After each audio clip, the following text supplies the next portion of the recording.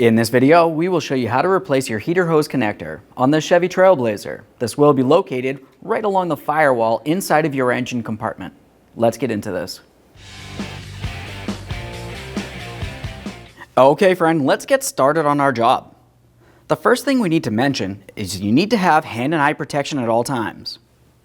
We'll check the cooling system to make sure it's cool to the touch because we will have to drain the cooling system. Now when doing this, we'll make our way right over to the radiator cap, which is located along the front of the engine compartment. Press that down, turn it counterclockwise, and then lift it up and away from your face, just in case there's any pressure. Once you have that off of there, just give it a quick inspection, make sure the seal looks as though it's in good condition, and we can set this aside for now. The next thing you need to do is make your way safely underneath the vehicle. Along the bottom driver's side of the radiator is where you're going to find your lower radiator hose. We're going to separate this from the radiator. This is where all the cooling's going to come out of, so you want to make sure you have a collection bucket under the area. We'll squeeze the clamp, slide it up the hose a little bit, and then remove the hose from the radiator.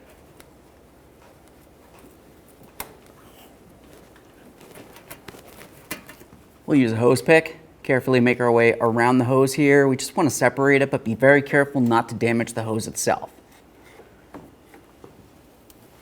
As you start removing the hose from the radiator, we're going to make sure that we try to control the amount of coolant making its way out. If you were to just pull it away really quick, fluid will come out of the hose forward and out of the radiator rearward. If we just pull it off just a little bit, we'll control that fluid down into our collection bucket.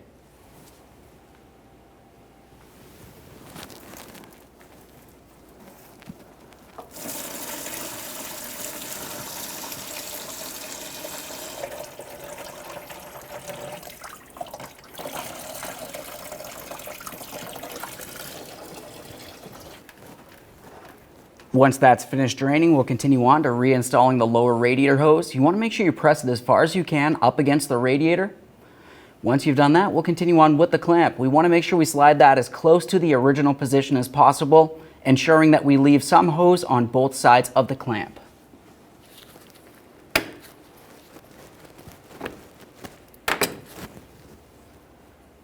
Just confirm that we've got hose on both sides here. The clamp's in its original position, and it's tight to the radiator. Let's make our way back up to the engine compartment.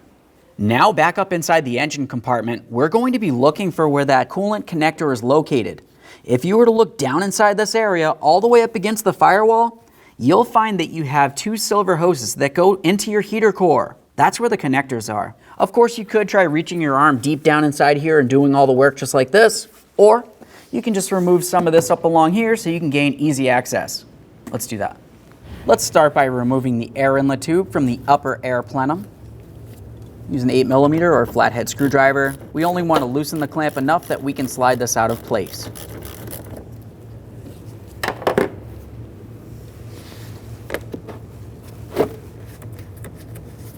Now let's continue forward. We'll grab a hold of our breather hose. Should be able to squeeze on the two locking tabs. There's one along the front, one along the back. Set that aside. Now we're going to be paying attention for 3 Phillips head screws. There's one out here. We'll remove this. The head of this bolt is in pretty poor condition.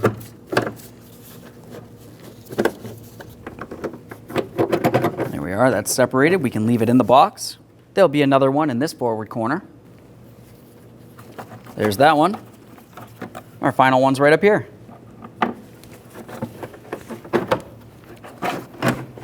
Take hold of this. We'll start lifting it up and off of here.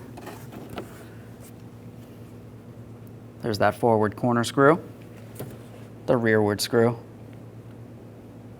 and of course the first one. You already saw that. We'll set this aside. Now we can take hold of the air inlet tube, paying attention to the mass airflow sensor and the wiring harness. We don't want to cause any damage here. We don't necessarily need to disconnect this. We will just lift it up and pull it away from the breather hose. Now we can carefully set that aside, putting no pressure on our electrical harness. With that out of the way, we have a clear view of the 2 coolant lines that lead to the heater core. At this point, you want to determine which one of those connectors you are replacing. The process for one is the exact same thing for the other. I'm doing the smaller of the 2 connectors. Like I said, the process is the same. Just squeeze in on the locking tabs, press this in, and then carefully slide it away.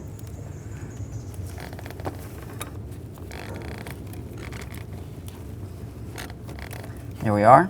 There could still be coolant in this area. Let's make sure we have our collection bucket under here. Just a tiny bit of coolant. We'll let that drain out into our collection bucket. Now that we have the hose off of there, we're also going to remove the locking clip. Our connector came with a brand new one, so it only makes sense to replace it. You can use a pick or a small screwdriver for this. You just want to lift up on the locking tabs to pull them away from the line, and then we'll gently start pulling that away from the line itself by sliding it off the very far end. Sometimes multiple picks or even flathead screwdrivers can work best for this.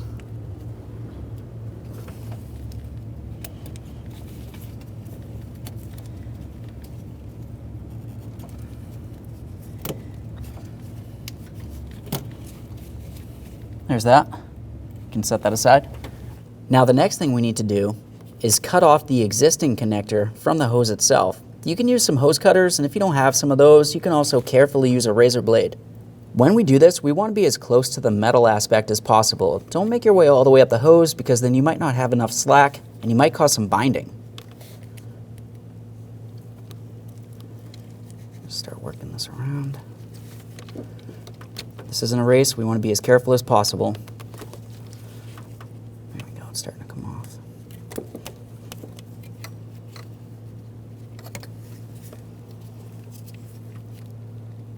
There it is, friend. The next thing we'll do is inspect our hose. We want to make sure that it's soft and pliable and it's not torn, worn, or damaged, especially at the end here where we're putting our brand new connector onto. At this point, we're going to grab a clamp that will fit over this, slide the connector in, and then clamp it down nice and tight. Get ourselves a brand new clamp here. Put that right on the hose. We've got our coolant connector. We'll slide this into the hose as far as possible and tighten up the clamp. Now, before we tighten this clamp, let's ensure that this will align properly with our heater core down there. We want to try to have it so each of these locking tabs are straight up and down, not side to side. Swing this down there. Oh yeah. Let's give it a tiny twist. Tighten our clamp.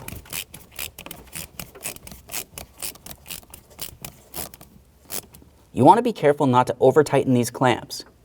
If it feels like it jumps a tooth of some sort, you need to go ahead and replace the clamp again. Let's make sure that's nice and tight. I can't twist it, I can't tug it. Now, before we slide this onto the heater core, let's take out our lock. Just squeeze those tabs, you can pull it right out of there. We'll take this lock and we'll put it in position on the heater core itself.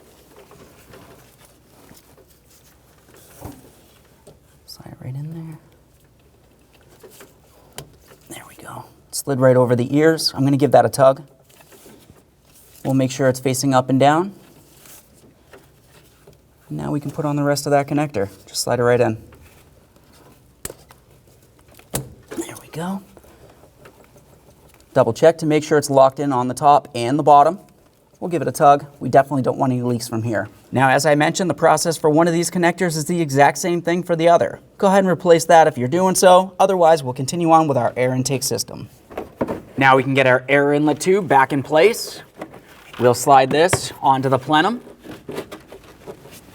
Double check to make sure it's completely seated all the way around and tighten our 8mm headed clamp.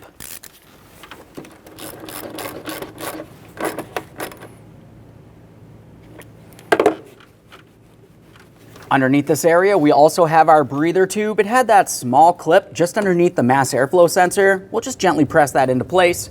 Double check to make sure this is seated properly. Now we can put on our box. You remember that there's 3 screws that we will have to reinstall.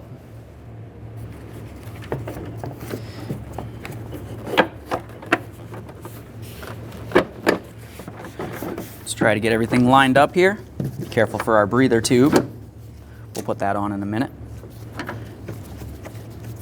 Once you feel as though you have it in place, you can go ahead and start in each one of the screws. Once they're all started, you can snug them up.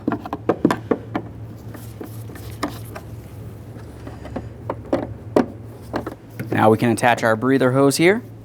Press it in, listen for a click, give that a quick tug to make sure it's secured. Let's continue on to filling the cooling system. At this point, if you had a funnel, you could try burping out the air that way. Otherwise, if you happen to have a tool that can produce vacuum, we're going to use that instead.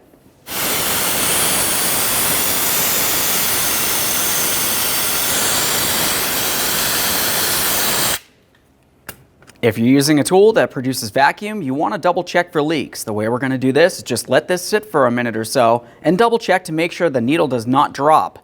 If it drops down to the 25 range here, that's not so bad. If it makes its way into the yellow or worse, red, that means that you definitely have a leak in your cooling system and you don't want to continue adding. You need to find that leak. Okay, this has been holding for a while now. I can still see I have plenty of vacuum in my system because my hoses are crimped down a little bit. Let's go ahead and put in some brand new fluid.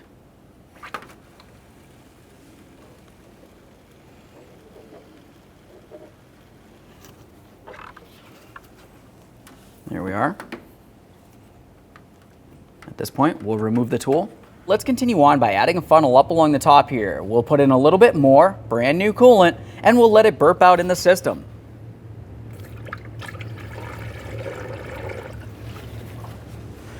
Now the next thing I'm going to do is start up the vehicle. We'll let it run. As I do so, you'll find that the water pump will circulate the coolant in the system and push out any air to the top and draw coolant down and in.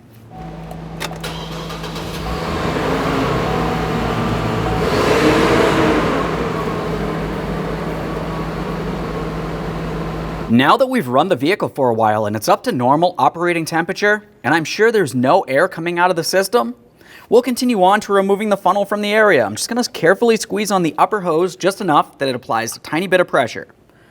Now we can take this and we'll put it inside a collection receptacle so we can recycle it properly.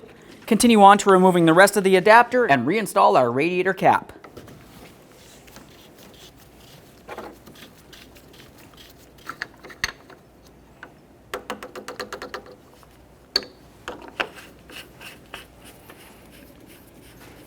Okay friend, we've got our vehicle back together. At this point, what you want to do is just double check for leaks. After that, take your vehicle for a road test and make sure you have plenty of heat coming out of the vents. Thanks for watching. When only the best will do, demand TRQ. The only company that lets you view before you do. TRQ is committed to offering the highest quality aftermarket auto parts that are engineered for peace of mind. Thanks for using and viewing with TRQ.